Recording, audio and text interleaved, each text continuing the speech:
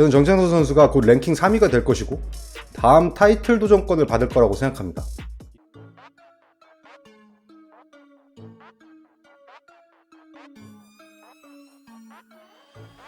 안녕하세요, 이든입니다. 오늘은 UFC 랭킹에 대해서 설명해 드리려고 합니다. 그리고 특히 정찬성 선수의 랭킹과 타이틀 도전 가능성에 대한 저의 생각을 말씀드리려고 합니다. 일단 UFC 공식 랭킹이 무엇인지부터 살펴봐야 되겠죠? 기본적으로 UFC는 홍보할 때도 그렇고 경기를 짤 때도 그렇고 이 랭킹을 많이 활용합니다. 그러나 이 랭킹을 UFC에서 정하는 것은 아닙니다. 랭킹은 미디어에서 정합니다. 즉 기자들, 언론인들이 정하는 거죠. 여기 공식 사이트에 나와 있는 설명을 한번 보시겠습니다. UFC 랭킹은 언론인들로 구성된 투표단에 의해 만들어집니다. 그들은 누가 각 체급 및 파운드 포 파운드 탑급 선수인지를 투표하게 됩니다. 선수들은 활동 중일 때에만 투표를 받을 자격이 있습니다.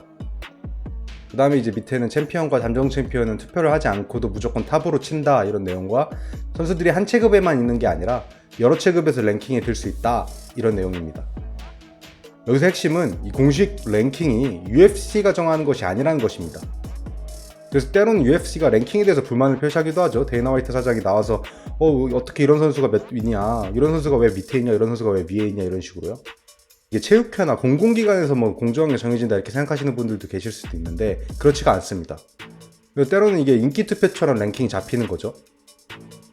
여하튼 제가 갑자기 랭킹 이야기를 하는 이유는 정찬성 선수 이야기를 하기 위해서입니다. 저는 정찬성 선수가 곧 랭킹 3위가 될 것이고 다음 타이틀 도전권을 받을 거라고 생각합니다. 이게 무슨 국뽕에 찬 말도 안 되는 소리인가 싶으실 수도 있는데요. 나름대로 합리적인 근거들을 가지고 있습니다. 우선 이런 의문이 들 수 있어요. 어떻게 야이르한테 진 정찬성이 야이르보다 높은 랭킹에 올라갈 수 있냐? 이런 합리적인 의문이 드실 수 있습니다. 하지만 랭킹은 그렇게 정해지지 않습니다. 실제로 과거에 정찬성 선수가 야이르한테 진 뒤임에도 불구하고 정찬성 선수가 야이르보다 더 높은 랭킹에 올라갔던 적이 있습니다. 지금 보시는 랭킹은 2019년 6월 3일자 UFC 페더급 공식 랭킹입니다. 정찬성 선수는 2018년 11월에 야이르에게 통안의 역전패를 당한 뒤에 헤나토 모이카노와의 경기가 예정된 상황이었습니다. 당시 헤나토 모이카노는 랭킹이 무려 5위였죠. 근데 다들 아시다시피 정찬성 선수가 승리를 거둡니다. 특히 1라운드 KO 승으로 아주 인상적인 승리를 거둬요. 그러자 7월 15일자 랭킹이 바뀌었는데 이때 랭킹이 폭풍 상승합니다. 정찬성 선수는 6위까지 오르고 어부지리로 경기도 안 뛰던 야이르도 7위, 자빗도 5위까지 올라가게 됩니다.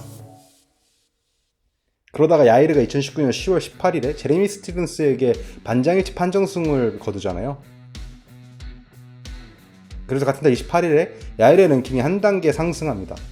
그 후 2019년 12월 16일에는 조제 알도가 체급을 내리면서 페더급에서는 랭킹이 내려가고 반대급부로 정찬성 선수의 랭킹이 올라갑니다.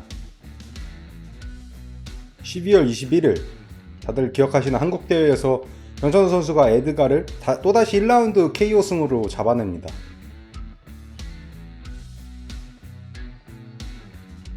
그러자 12월 24일 발표된 랭킹에서 다시 정찬성 선수가 야이르보다 높은 위치에 올라가게 됩니다. 그 후 탑5는 2020년 10월까지 거의 1년 동안 계속 이렇게 구성이 됩니다.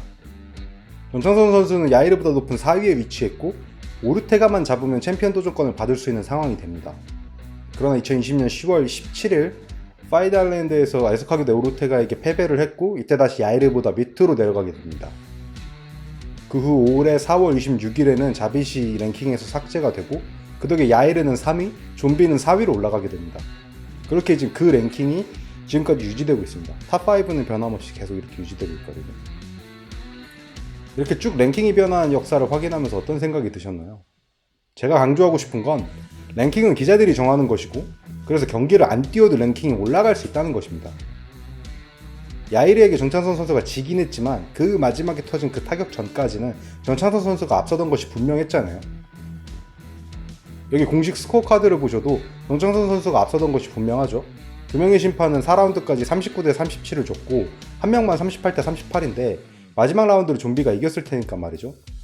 기자들은 투표할 때 이런 점들을 고려해 줍니다. 그래서 비록 정찬성 선수가 야이르한테 졌지만 야이르보다 더 높은 랭킹을 주는 것을 많이 주저하지 않는 거예요. 게다가 코조메 인지도가 워낙 높다 보니까 야이르와의 경기를 대부분의 기자들이 기억하고 있습니다. 그래서 정찬성 선수가 좋은 모습을 보여주면 바로 랭킹을 올려줄 겁니다. 다만 에드가 선수를 1라운드 KO로 잡았을 때처럼 이번에 데니게 선수도 초사를 했다면 바로 랭킹이 올라갔을 것 같은데요. 판정승을 했기 때문에 아무래도 바로 랭킹이 올라가진 않았던 것 같습니다. 그리고 한 가지 가능성이 또 있는데, 리온 에드워즈가 함자시랑 안 싸우니까 랭킹에서 아예 빼버렸었잖아요, UFC에서. 이런 상황이 발생할 수도 있습니다. 야일은 이미 2019년 10월부터 지금까지 거의 2년 동안 경기를 치르지 않았는데, 만약 UFC에서 할로웨이 이외의 대체 선수랑 싸우라고 요구를 했고 야일가 그걸 거부한다면 UFC에서 열받아갖고 또 아예 랭킹을 삭제해버릴 수도 있습니다. 아까 제가 소개해드린 랭킹에 관한 규정에서 마지막 줄에 선수는 활동 중일 때에만 투표를 받을 자격이 있습니다 라는 부분이 있죠. 이걸 근거로 야일은 활동 중인 선수가 아니다, 지금 뭐 은퇴했거나 잠깐 쉬는 선수다, 이렇게 하고 랭킹을 삭제해버린다, 이럴 수가 있어요. 리온과 자빗이 랭킹에 삭제가 됐던 것처럼 말이죠. 물론 이럴 가능성이 뭐 높은 건 아닌데 가능하기는 합니다. UFC와 데이나 화이트 사장이 기본적으로 정찬선 선수를 좋아하기도 하고 미국 미디어도 정찬선 선수에게 호의적인 편이기 때문에 정찬선 선수가 랭킹 3위가 되고 다음 도전권을 받는 것이 마냥 꿈같은 이야기는 아닙니다. 다만 챔피언과 브라이언 올테가의 경기 결과에 따라서 달라질 수는 있겠죠. 뭐 둘의 경기가 무승부가 나올 수도 있잖아요. 그럼 바로 리매치를 해야 될 테고, 뭐 승자가 부상을 당해서 경기를 한동안 뛰지 못할 수도 있는 거고, 여러모로 종합격투기가 무슨 일이 벌어질지를 모르니까 그런 외부 상황에 따라서 한두 경기를 더 치러야 될 수도 있긴 합니다. 반대로 챔피언전이 잡혀있다가 둘 중에 한 명이 다치기라도 한다면 거기에 대체 선수로 들어갈 수도 있긴 합니다. 조지 알도랑 싸우게 된 것도 대체 선수로 들어왔던 거잖아요. 그렇게 천운이 따라줄 수도 있겠죠. 다양한 가능성이 존재하고 변수도 너무나도 많지만 저는 정찬선 선수의 팬으로서 올 연말이나 내년 초에는 다시 한번 챔피언에 도전하는 정찬선 선수의 모습을 볼 수 있기를 기원해 봅니다. 시청해주셔서 감사합니다.